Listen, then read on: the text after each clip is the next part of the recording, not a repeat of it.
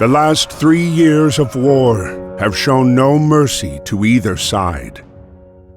The bitter fighting continues across Europe over land, sea, and air, leaving behind mountains of casualties and many more broken souls. The United States till now had remained neutral, but the mounting economic pressure and the return of Germany to unrestricted submarine warfare finally awakes the sleeping giant. On April 6, 1917, the United States declares war on Germany. Within months of the declaration, the U.S. Army launched the first universal draft. And despite enduring segregation in their own country, over 360,000 African Americans enlist, eager to show their patriotism, in hopes of returning home as heroes. James is one of these men.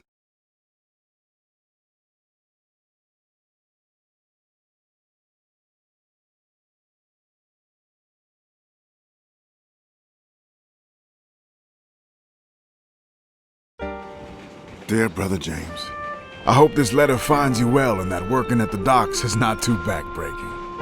It's good to receive news from you and from home. Keeps my mind off of the war.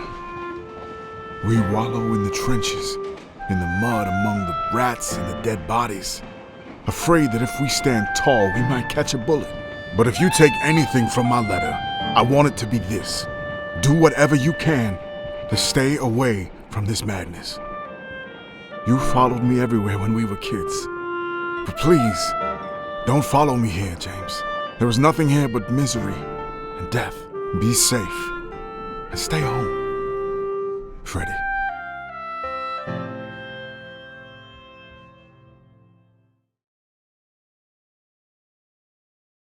Fury, no!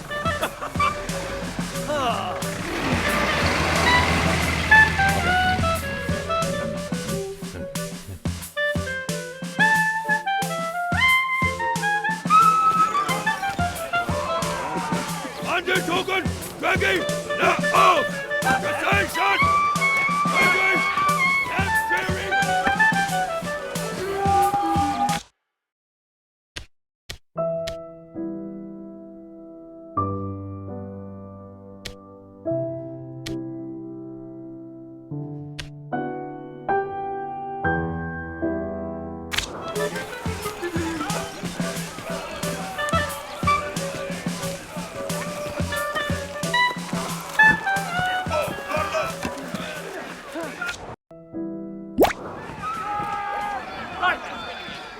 No!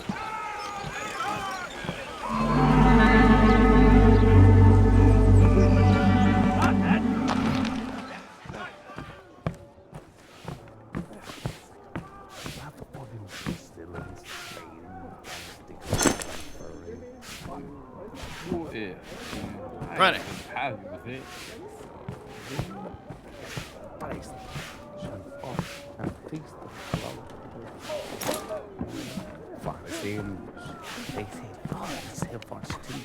Up, up, up!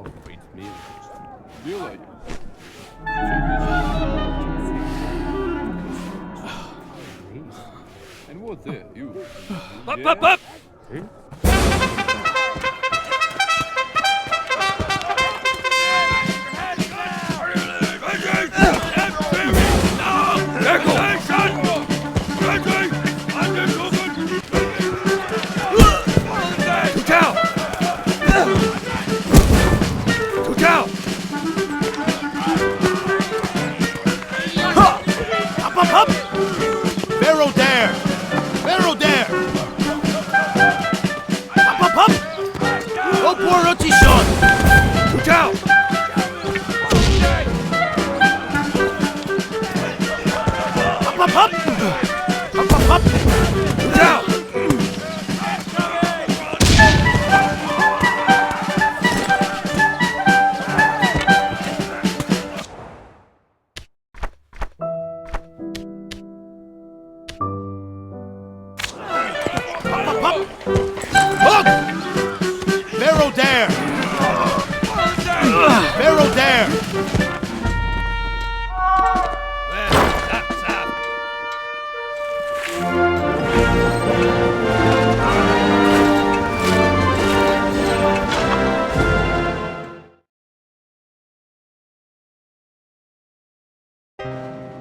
Dear Freddy, it's good to hear from you. Sorry to disappoint, but it looks like I'm following you around again.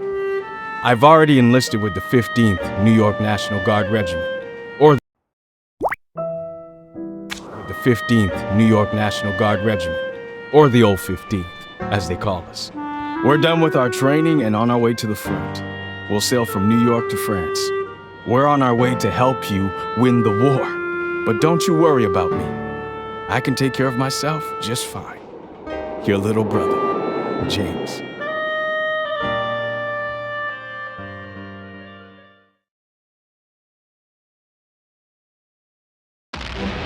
April 9th, 1917, Vimy Ridge.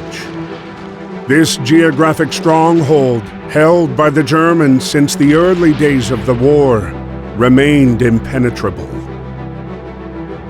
In the latest attempt to break through the German defenses, ground forces were ordered to team up with the British Royal Flying Corps.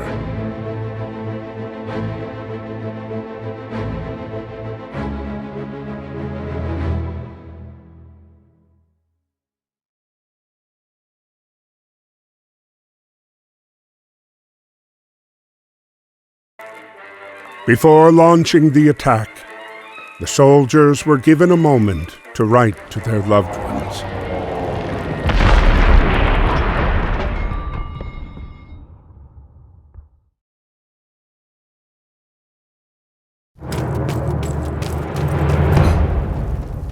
Aim.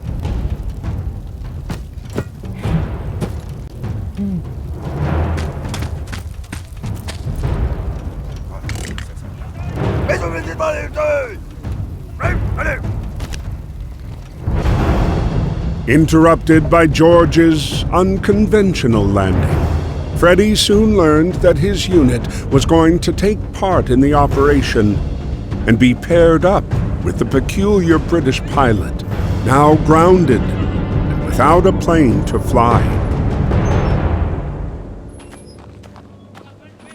10 hot! Oh! Ready?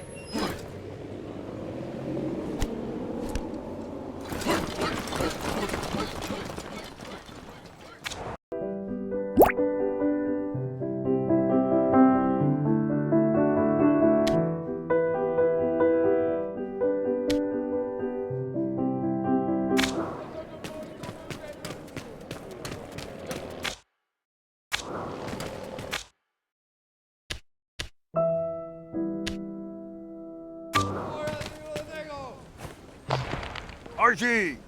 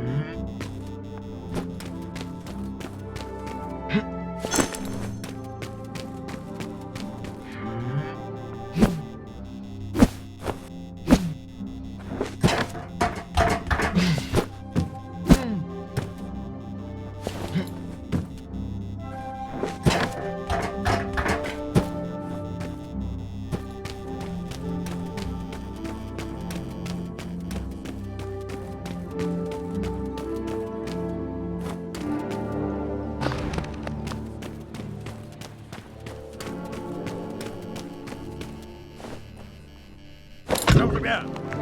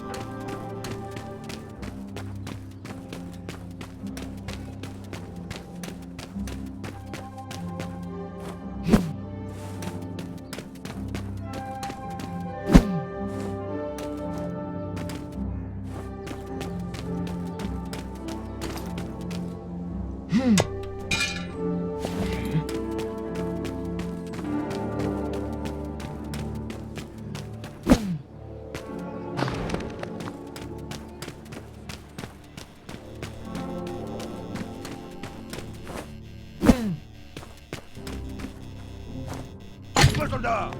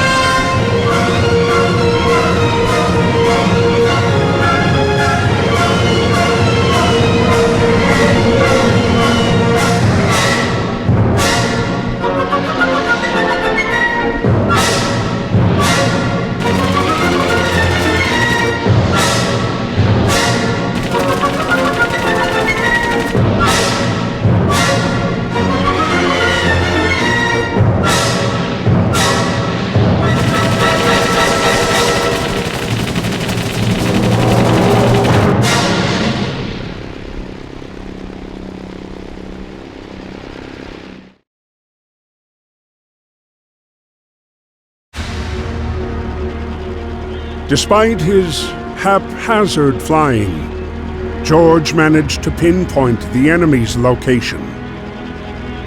He relayed the information to Freddy, who then launched the strike on the enemy cannons. But despite the triumph of reclaiming Vimy Ridge after 3 long years, their victory was marred by the dead bodies strewn across the hillside.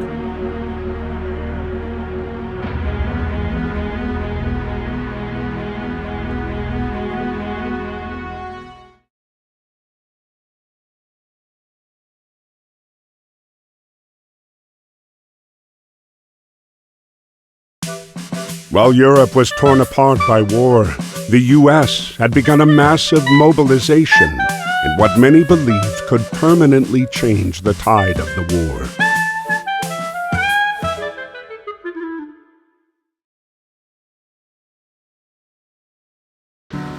Aboard the USS Pocahontas was a racially segregated unit, the Old 15th, made up almost entirely of African American soldiers.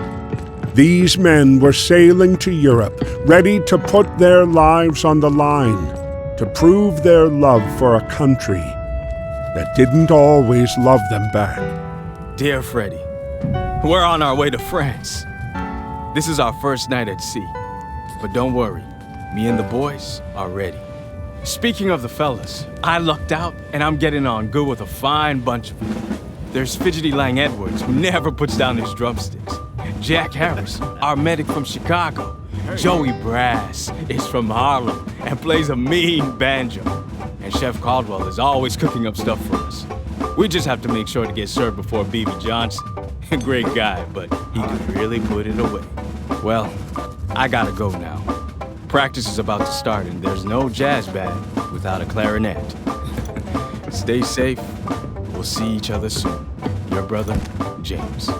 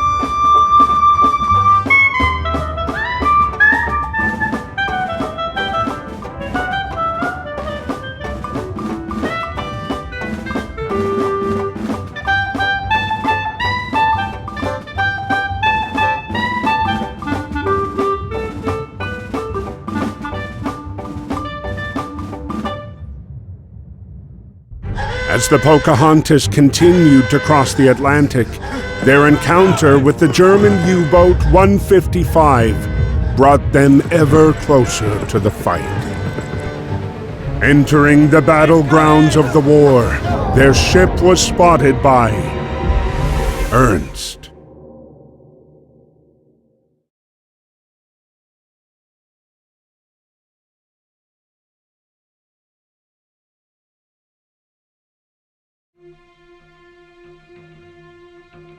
May 31st, 1916. On land, the conflict was bogged down in trench warfare. Neither the Allies nor the Central Powers were able to make significant gains. At sea, Allied forces dominated Germany with a crippling blockade. Determined to stay away from the war, Ernst escaped to the solitude offered by the depths of the sea. It was here below the surface that he scavenged, hoping to eke out a living.